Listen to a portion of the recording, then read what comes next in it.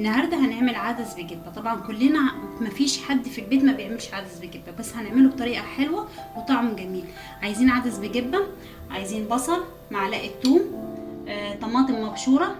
هنا التوابل، عايزين ملح، ثوم باودر، بصل باودر، بابريكا، كمون، كزبره ناشفه.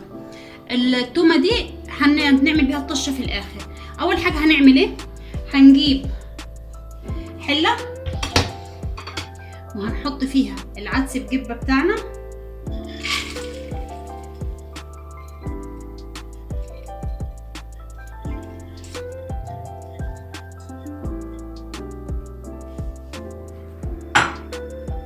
وهنجيب الميه،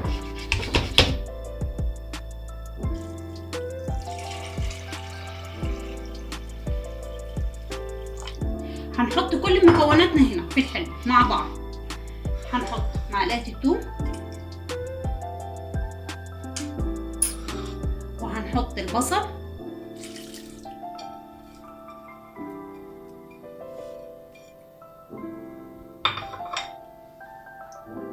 الطماطم المبشوره،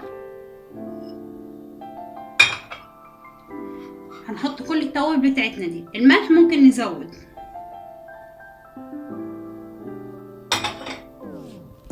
هنقلب كل حاجه.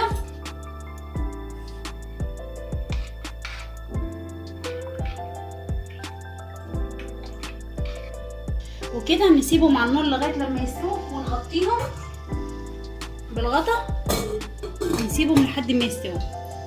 وكده بعد ما اتسلق وسيبناه على النار اتسلق، هنهرسه. ممكن نضربه في الخلاط وممكن نهرسه على كده، بس انا ههرسه بهراسه. نهرسه كله كده بالهراسه.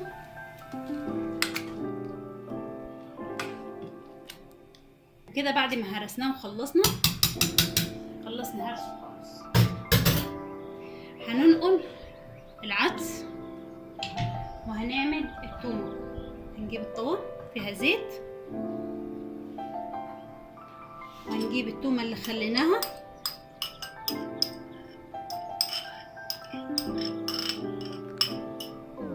ونقلب. التومه ما تاخدش وقت على النار، يعني تصفر بس، ما تحمرش، عشان لو حمرت هتخليه يمرر. احنا مش عايزينها تمرر. طب ما احنا شغالين نقلب فيه.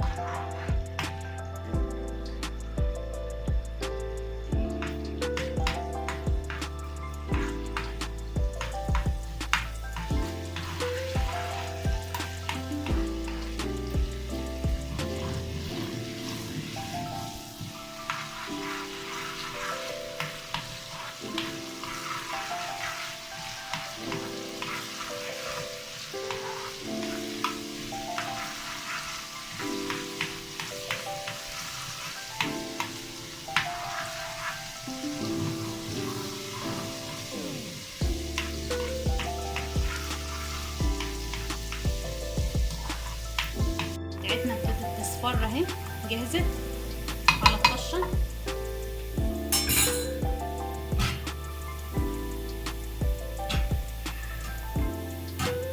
هنجيب التومه وعلى العدس بتاعنا،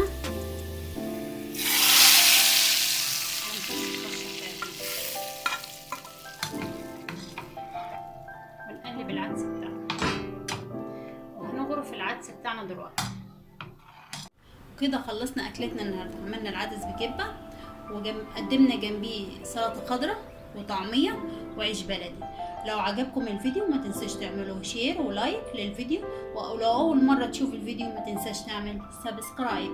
وبالهنا والشفا.